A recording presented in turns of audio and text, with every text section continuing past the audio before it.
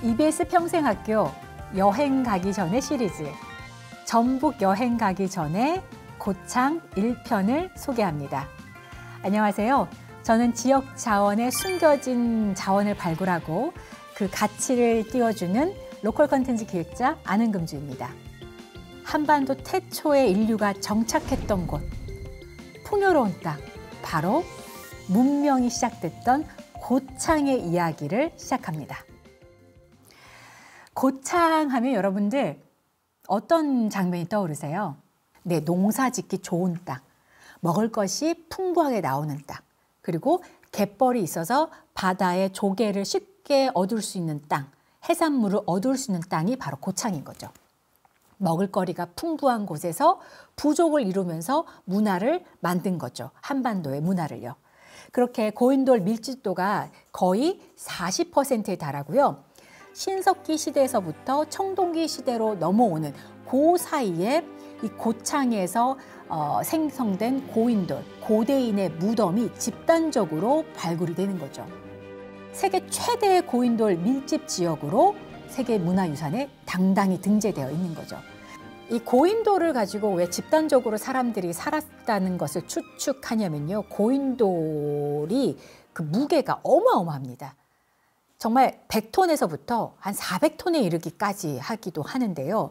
이 돌을 나르기 위해서는요. 여러 사람들이, 장정들이 힘을 합쳐서 돌을 날라야만 됐습니다. 그것도 물에 잠기지 않은, 바닷물이 밀물에 들어오지 않은 곳까지 올려야 되기 때문에 구릉지, 언덕 위까지 올려야 되거든요. 그래서 고대 시대 때 정말 많은 사람들이 집단적으로 모여 살았다는 것을 추측할 수가 있고, 그리고 사회 문화의 중심지, 문화가 발달할 수밖에 없었던 그런 흔적들이 이제 역사에 기록이 되는 것들을 찾아낸 거죠. 고인돌 유물이 그대로 전시된 고인돌 박물관이 있고요. 그리고 고인돌 중에서도요, 무덤의 형태를 띠는 것도 있지만 제단의 형태를 띠는 것도 있습니다.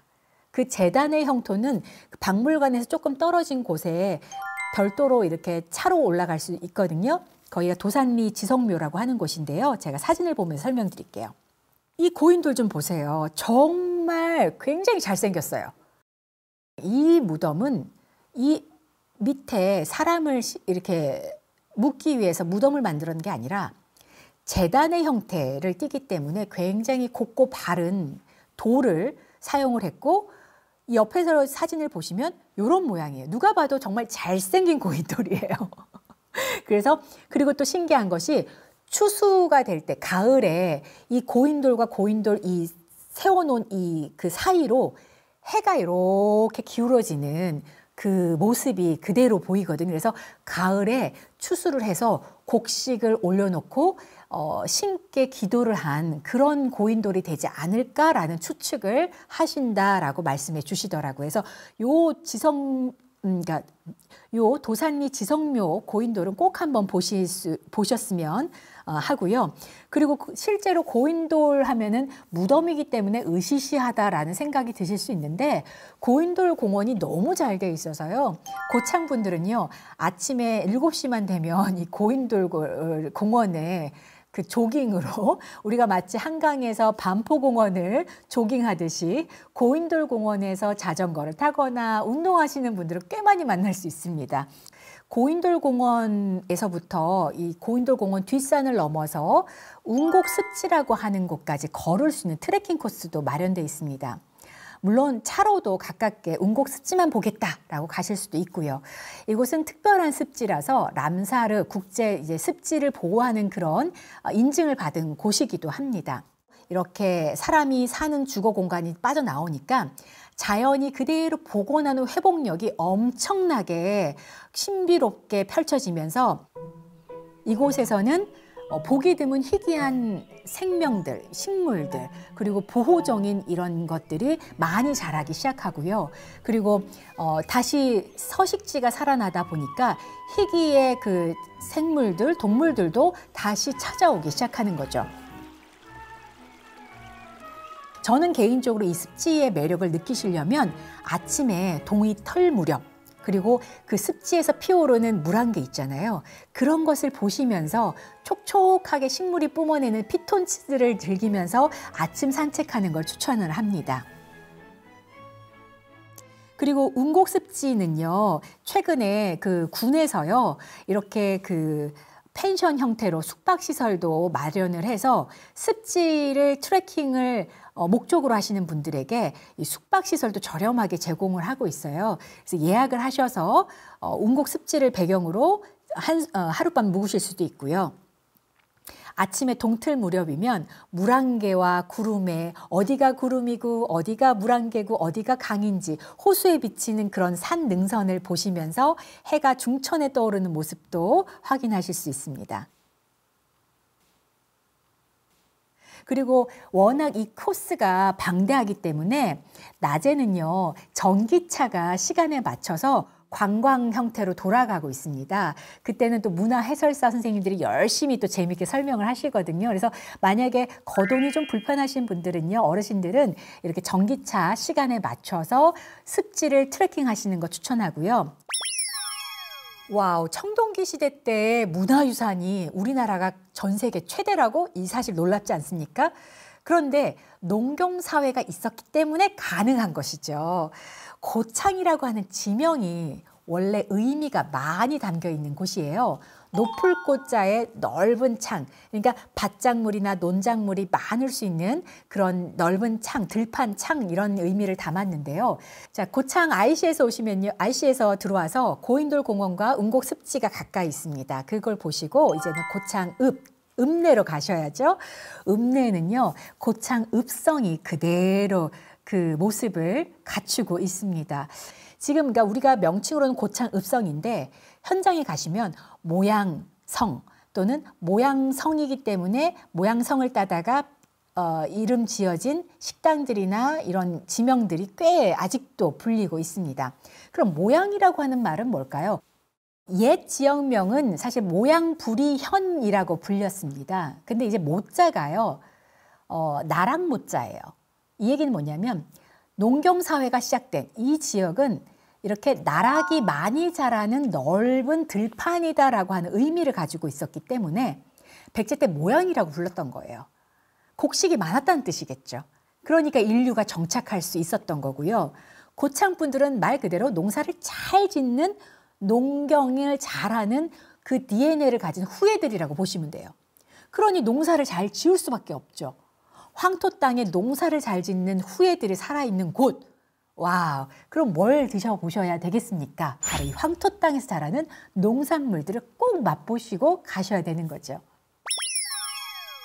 이 사진 좀 한번 봐주세요. 저도 이 아침 7시에요. 고인돌 공원을 산책을 하고 막 나오면서 이 풍경을 마주하면서 저도 모르게 카메라를 막 들었던 찰나였거든요. 바로 이 황토밭에 고구마 순을 심고 계셨어요. 이걸 보면서 그 옛날 여기가 나락이었겠구나. 여기서 정말 많은 농산물을 수확을 했겠구나 라는 생각을 하니까 남다르더라고요. 황토밭에서 이 고구마도 유명하지만요. 고창에서 유명한 것이 바로 이 수박입니다. 고창 수박은 고창 수박 연구소가 있을 정도로 품종을 개량을 하고 있거든요. 수박을 잘 키우는 시기가 언제부터냐? 바로 새마을 운동을 할 때부터입니다. 이런 이야기를 들었어요. 박정희 대통령 그 시절에 헬기를 타고 쭉 가다 보니 여기 구릉지가 보이고 구릉지에 그냥 거의 뭐 방치되다시피 덤플로 덮여 있거나 나무로 이렇게 막 심겨져 있단 말이죠. 하늘에서 헬기를 타고 보다 보니까 이거 구릉지니까 금방 이 논밭으로 바꾸면 더 많은 농산물을 심을 수 있으니 여기다가 소득이 되는 작물을 심어라라고 했다고 합니다. 그래서 심었던 것은 땅콩이었고요. 땅콩을 심다 보니까 그 다음에 수박도 심었는데 수박이 오히려 소득이 더 많이 좋아지니까 땅콩의 주산지가 이제 수박의 주산지로 바뀌고, 그리고 하우스 시설이 그 다음에 이제 80년대에 많이 보급이 되면서 하우스 시설에서 고창 수박의 당도 높은 시설들이 생기기 시작한 게 이제 90년대인 거죠. 그래서 고창이 수박으로 유명해지기 시작하고 수박의 연구소가 따로 있을 정도로 수박과 관련해서는 고당도의 품질 최고의 빨리 조기 품절되는 수박이 나오는 겁니다. 고창에 6월 달에 가서 그 하우스 수박 맛보잖아요. 다른 수박은 사실은 기억에도 안 날 정도로 지금도 입에 침이 고일 정도로 정말 맛있습니다. 그리고 이 고창에서 또 재미있는 유명한 작물이 있습니다. 여러분 다 아시는 것처럼 복분자. 그런데 이 복분자의 역사도 그렇게 오래되지 않았어요. 복분자도 90년대에 심기 시작했던 작물입니다. 그런데 이제 복분자가 복분자 술이 유명해지고 또 이 소변 배출이나 혈관 계통을 튼튼하게 한다 이런 식으로 광고를 하다 보니까 더 많은 사람들이 90년대 후반 2000년대 미디어를 통해서 와 고창의 복분자 이러면서 많이들 이제 관광객들이 오시면서 마시고 즐기고 알게 된 거죠. 복분자는요. 기능성 성분도 풍부하지만 사실 복분자 술로 우리 한국 분들은 많이 즐기는 편인데요. 실제로 고창군에서는 그 복분자 주를 생산하는 공장들이 꽤 있습니다. 그리고 그 주조 공장마다 본인들만의 레시피로 술 맛이 조금씩 다 다릅니다. 함유량도 조금씩 다릅니다. 그래서 뒤에 그 복분자를 무조건 많이 함유한다고 해서 술 맛이 좋은 건 또 아니거든요. 근데 복분자 열매를 내가 못 봤어라고 하시는 분도 계시는데요. 사실 복분자가요. 익어버리면요. 순식간에 익어버려서 금방 따야 돼요. 안 그러면 후두두둑 열매가 다 떨어지거든요. 복분자의 맛은 뭐냐라고 하시는데요. 한 알만 먹어서는 그 맛을 느낄 수가 없어요. 이 열매를 한가득 손에 따가지고요. 와르르르르 쏟아 먹는 그때 그 맛. 아, 그 맛은 향긋한 딸기 향보다 훨씬 진한 약간 장미의 향을 닮았다 그럴까요? 이게 원래 복분자는 장미과거든요. 생물 분류로. 그래서 굉장히 오묘하고 약간 체리향을 담기도 하고 그런 맛이 아주 강하게 응축되어 있는 맛이라고 생각하시면 돼요. 더 궁금하시죠? 고창에 가서 꼭 드셔보시길 바랍니다.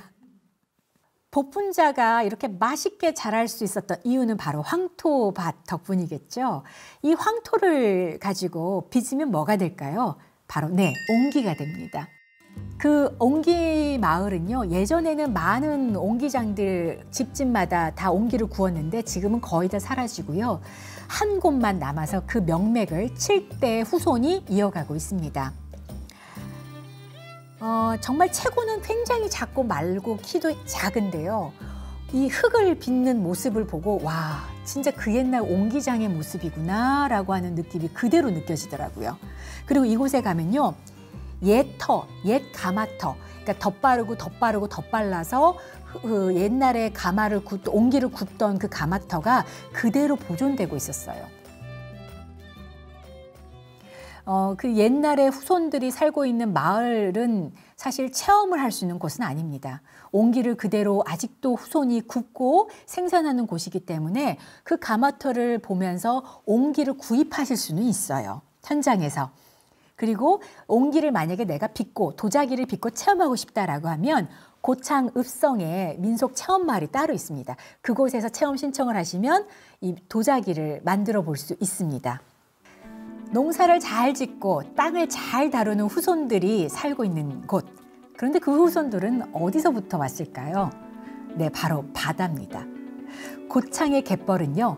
전 세계가 또 인증한 세계 자연문화유산으로 등재가 된 갯벌을 가지고 있습니다. 다음 이 시간에는 고창의 갯벌을 소개하겠습니다. 오늘은 여기까지입니다.